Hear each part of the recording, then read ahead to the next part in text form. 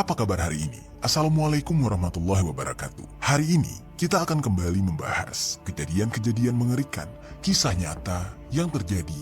Kisah kali ini terjadi di Karawang pada tahun 2021, mengisahkan tentang seorang istri yang merupakan bos rumah makan Padang, yang mana dia dengan tega melakukan aksi eksekusi keji kepada suaminya lantaran dia kesal karena suaminya itu menikah sampai 4 kali dan menggunakan uang dari hasil rumah makan Padang yang dikelola oleh istrinya tersebut. Kisah ini benar-benar membuat geram. Sebagian besar masyarakat malah mendukung apa yang dilakukan oleh sang istri karena si suami tidak tahu diri. Bagaimana cerita selengkapnya tentang kasus yang satu ini? Sebelum kita mulai ke ceritanya, jangan lupa untuk subscribe channel ini dan bagikan video ini ke teman-teman kalian.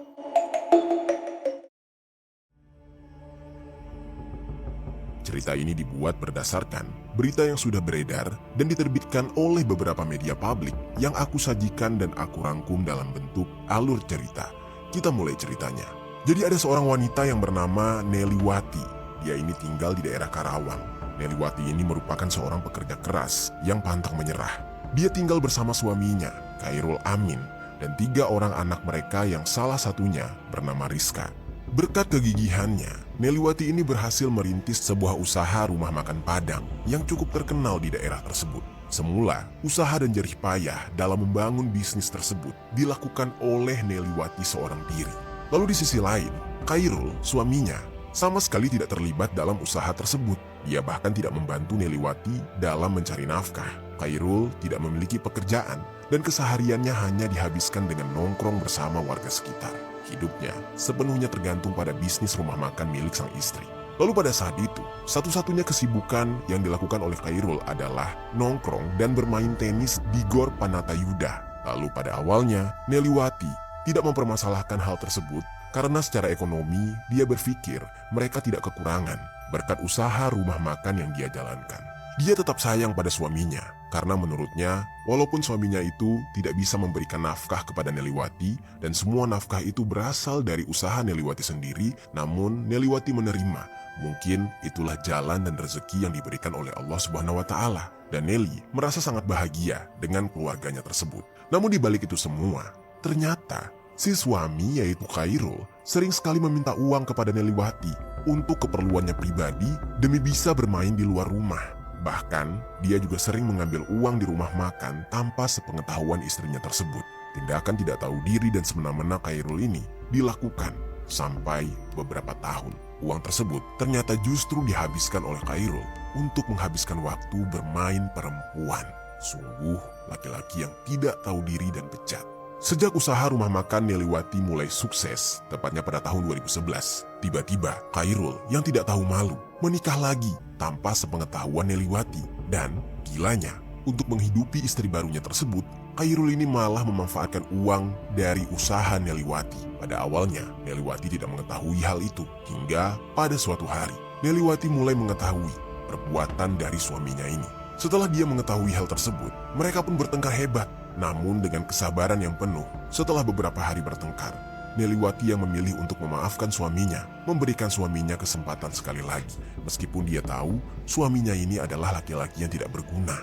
Namun sayangnya sobat, hal ini ternyata justru membuat Khairul semakin menjadi-jadi. Dia bukannya merasa malu ataupun kapok, dia malah terus mengulangi perbuatannya. Dia menggunakan uang hasil jerih payah dari Neliwati untuk menafkahi istri barunya. Dan yang lebih gilanya adalah malah dia kawin sekali lagi. Hingga singkat cerita, tepat pada tahun 2021, kebiasaan sebagai tukang kawin itu masih dijalani oleh Khairul. Dia bahkan pada tahun 2021 tersebut sudah menikah sampai dengan 4 kali. Dan lagi-lagi, untuk menikahi wanita-wanita tersebut, dia menggunakan uang dari rumah makan milik usaha Neliwati. Pernikahan yang dilakukan oleh Khairul itu akhirnya terbongkar lagi oleh Neliwati. Dan Neliwati di saat itu juga sudah bingung harus bagaimana lagi menyadarkan sang suami. Neliwati di saat itu jelas merasa sakit hati. Bagaimana tidak, diduakan saja itu sudah sangat menyakitkan, apalagi sampai diempatkan. Dan parahnya, Neliwatilah yang menghidupi ketiga istri Khairul dari usaha rumah makannya. Singkat cerita, anak-anak Neliwati dari hasil pernikahan dengan Khairul juga sudah beranjak dewasa. dan mereka sudah mulai memahami masalah yang dihadapi oleh ibu dan ayah mereka. Di saat itu, anak-anaknya turut memperingatkan Khairul agar tidak lagi bermain wanita. Namun, di saat itu, bukannya merasa malu dan sadar diri, Khairul ini malah membentak-bentak anak-anaknya dan bertindak kasar terhadap mereka. Lalu semakin lama, Neliwati mulai merasa suaminya semakin tidak berguna karena sama sekali tidak memberikan peran apapun selain mendatangkan kerugian di dalam hidup Neliwati. Lalu karena itulah, Neliwati pun berencana untuk menggugat cerai Khairul. Namun, rencananya untuk menggugat cerai itu batal dikarenakan Neliwati di saat itu masih ragu. Dia masih memikirkan anak-anaknya, padahal anak-anaknya juga sudah dewasa. Neliwati di saat itu merasa kasihan terhadap anak-anaknya. Dia merasa anak-anaknya tersebut masih membutuhkan figur orang tua. Dan selain itu, Neliwati tidak ingin harta dan bisnis rumah makannya yang sudah dia bangun sendirian selama bertahun-tahun harus dibagi dua dengan Khairul apabila mereka bercerai sebagai harta gonogini. Namun sobat, tidak jadi bercerai bukan berarti Neliwati sudah memaafkan suaminya itu. Neliwati di saat itu kebingungan, dan sementara di sisi lain dia sudah benar-benar merasa sakit hati, bahkan sudah mulai dendam. Dia di saat itu mulai merencanakan sesuatu yang sangat ekstrim karena dia merasa tidak punya pilihan lain.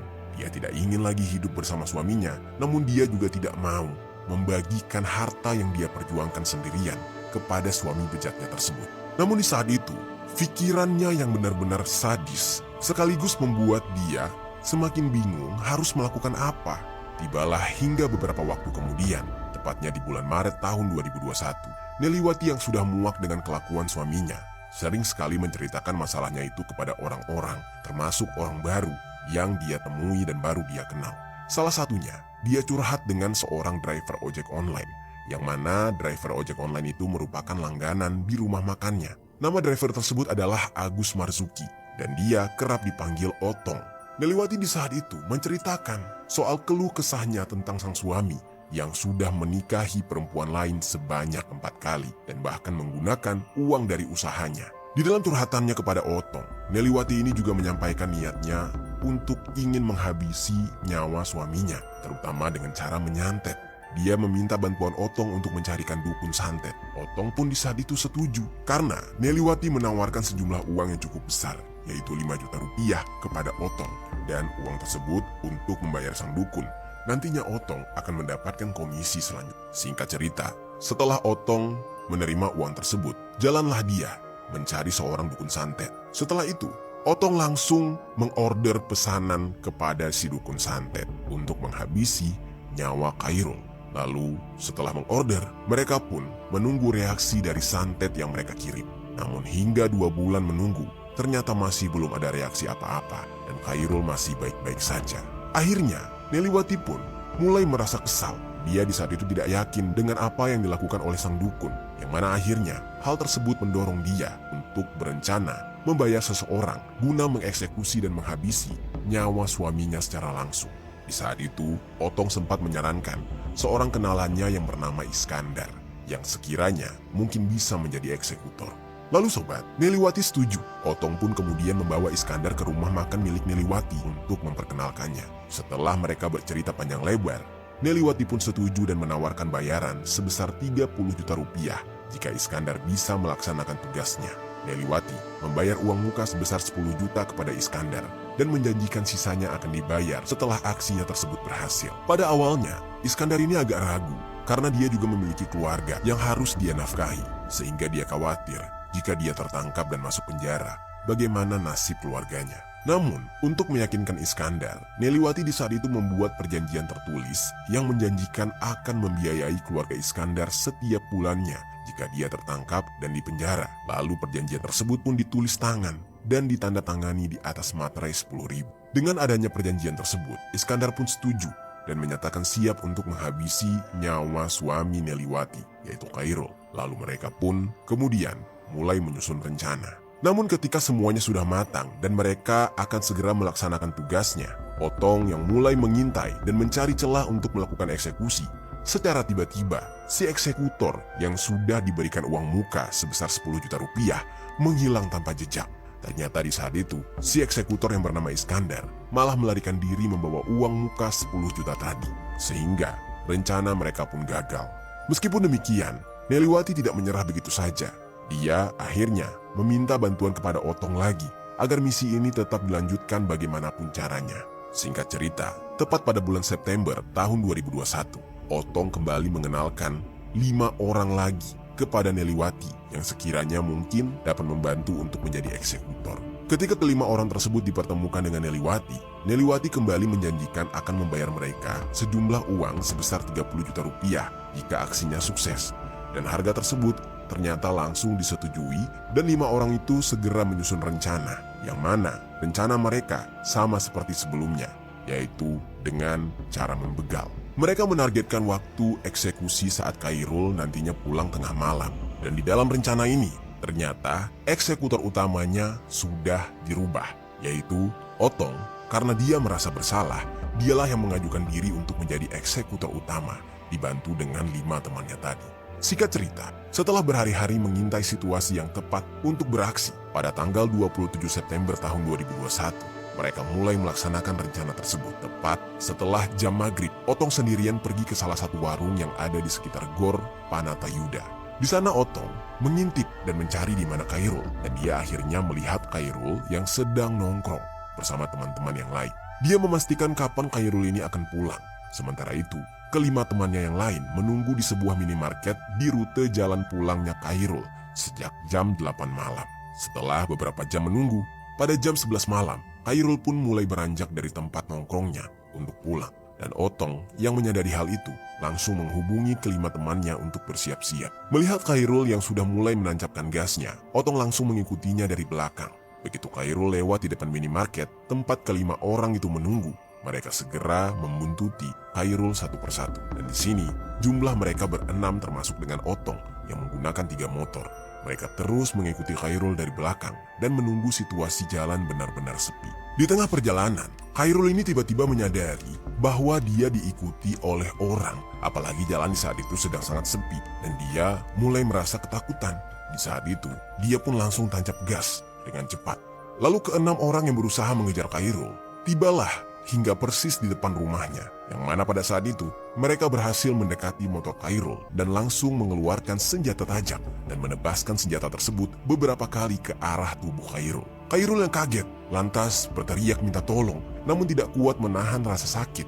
Dia terjatuh dari motornya dan di saat itu dia kembali ditikam lagi tepat di bagian pinggang dan juga kepala, hingga akhirnya tergeletak bersimbah cairan merah di tengah jalan di depan rumahnya. Setelah dirasa semuanya aman, para pelaku langsung meninggalkan Khairul tergeletak begitu saja. Lalu dari dalam rumah, salah satu anak Khairul yang bernama Rizka mendengar adanya suara seperti motor jatuh dan suara keributan yang terdengar sangat bergemuruh. Karena itu, Rizka membangunkan ibunya, Neliwati, yang sedang tidur. Namun di saat itu Neliwati tidak menggubris, seolah-olah dia sedang tidur nyenyak. Padahal sebenarnya tidak. Dia tahu yang sedang dihabisi di depan rumahnya itu adalah suaminya. Akhirnya, Rizka pun berinisiatif untuk mengintip ke depan rumah. Dan setelah dia keluar, betapa kagetnya dia. Dia melihat ayahnya tergeletak di tengah jalan. Dia pun berteriak-teriak histeris dan Rizka kembali masuk ke dalam rumah untuk membangunkan Neliwati. Namun Neliwati di saat itu tetap tidak ingin bangun. Akhirnya Rizka pun berinisiatif menelpon saudara-saudaranya dan meminta bantuan ke salah satu karyawan rumah makannya yang kebetulan tinggal tidak jauh dari sana. Dan suasana pun tiba-tiba menjadi ramai dengan beberapa warga yang di saat itu berusaha untuk menolong Khairul yang sudah tergeletak dan tidak bernyawa. Dan di saat itulah Neliwati menyadari sudah saatnya dia keluar rumah dan dengan gelagat pura-pura bangun tidur dan pura-pura berteriak histeris karena melihat suaminya tergeletak di tengah jalan dalam keadaan yang mengerikan. Dan semua orang yang ada di sana berusaha menolong Khairul yang di saat itu dikatakan sudah tidak lagi bergerak. Di tubuhnya terdapat banyak sekali luka tikaman, terutama di perut, pinggang dan juga di kepala. Khairul pun saat itu langsung dilarikan ke RSUD Karawang. Namun sayangnya nyawanya tidak bisa tertolong. Dia dinyatakan meninggal tepat pada tanggal 28 September tahun 2021. Di saat itu, orang-orang mengira bahwa Khairul adalah korban begal. Suasana menjadi heboh. Semua orang jadi waspada karena kampung mereka sudah ada begalnya. Lalu singkat cerita, kasus ini pun dilaporkan kepada pihak kepolisian. Dan setelah pihak kepolisian menangani kasus ini, polisi merasa ada yang janggal. Mereka menduga bahwa ini seperti bukan kasus begal, sebab tujuan begal adalah merampas barang-barang berharga milik korban. Namun di dalam kasus ini, tidak ada barang milik korban yang hilang, dan polisi meyakini bahwa ada tujuan atau motif lain dari para pelaku tersebut. Dan di saat itu, polisi pun terus menyelidiki kasus ini di sekitar tempat kejadian. Jasad Khairul pun di saat itu segera dimakamkan terlebih dahulu, dan seluruh keluarganya berduka, termasuk Neliwati yang terus berpura-pura menunjukkan rasa dukanya yang sebenarnya ya semua itu palsu. Begitu juga dengan 3 istri Khairul yang lain, mereka sangat bersedih. Singkat cerita, 5 hari setelah Khairul dimakamkan, Neliwati di saat itu sempat bertemu dengan si eksekutor, yaitu Otong.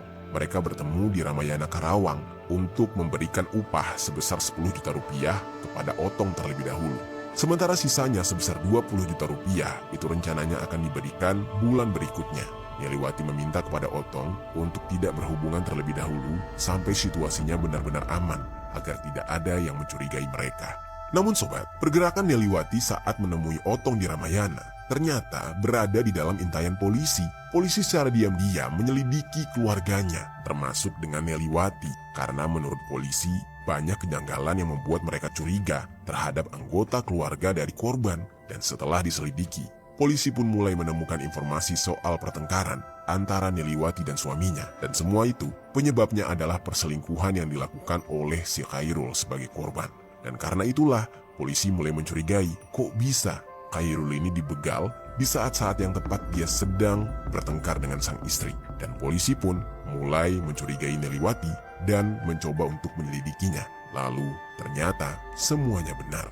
Namun di saat itu Neliwati tidak langsung ditangkap oleh pihak kepolisian, karena pihak penyelidik masih menunggu sampai buktinya benar-benar lengkap. Polisi di saat itu juga menggali informasi mengenai laki-laki yang ditemui oleh Neliwati di Ramayana, yang tidak lain adalah si Otong. Dan singkat cerita, polisi pun berhasil mengumpulkan informasi tentang Otong, pria yang ditemui oleh Neliwati secara diam-diam di Ramayana. Dan Otong kemudian didatangi oleh pihak kepolisian untuk kemudian diperiksa. Di saat itu dia diinterogasi mengenai tujuannya bertemu dengan Neliwati di Ramayana. Padahal Neliwati kan baru saja kehilangan sang suami, dan kehilangan sang suami dalam situasi yang mengenaskan. Lalu setelah diinterogasi, Otong tidak dapat bertahan lama, yang mana pada akhirnya dia pun mengakui keterlibatannya dalam kasus ini.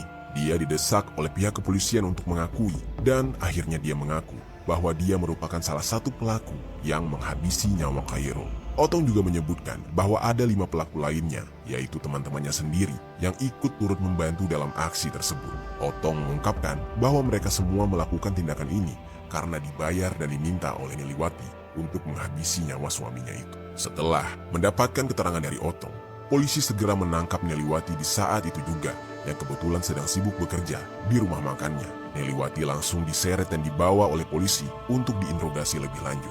Tidak ada pilihan lain. Neliwati mengakui semuanya. Dia menjelaskan bahwa tindakannya tersebut diambil karena sudah tidak sanggup lagi dengan sikap suaminya yang sering berselingkuh dan sering menikah. Dan bahkan dia menikah sebanyak 4 kali.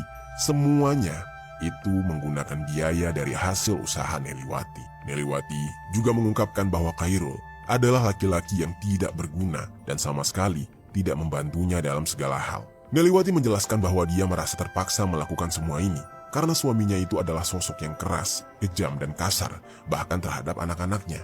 Lalu, pengakuan Neliwati ini juga ikut dibenarkan oleh anak-anaknya dan pihak keluarga Khairul yang juga mengakui kebenaran atas apa yang Neliwati ungkapkan.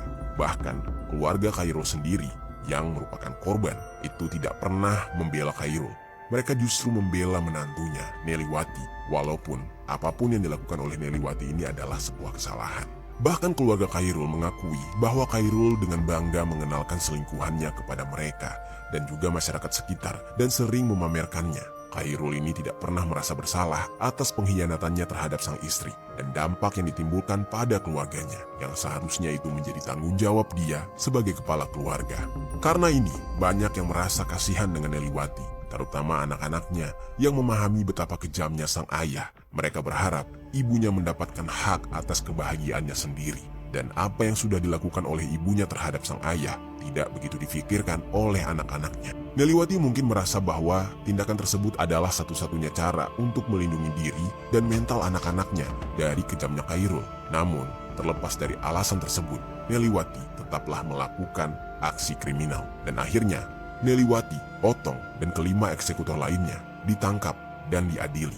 Meskipun semua pihak, termasuk anak-anaknya, keluarga korban Khairul telah memaafkan Neliwati dan meminta hakim untuk meringankan hukumannya, tapi keputusan tetap harus diambil berdasarkan hukum yang berlaku di negara Republik Indonesia. Mereka pun kemudian dijatuhi hukuman 13 tahun penjara. Hukuman ini dianggap cukup ringan untuk kasus eksekusi berencana yang dilakukan secara bersama-sama, yang mana seharusnya Neliwati dan Otong bisa saja dijerat dengan hukuman mati. Namun, faktor-faktor yang mempengaruhi keputusan ini termasuk motif perlindungan diri dan tindakan korban serta pertimbangan dari pihak keluarga korban yang memaafkan Neliwati. Hakim pun memutuskan hukuman yang dianggap adil berdasarkan semua pertimbangan tersebut. Itu dia sobat, kisah dari Khairul yang berakhir dengan sangat tragis akibat berkhianat dari sang istri dan suka main perempuan. Apa pelajaran yang bisa kita ambil dari kisah ini?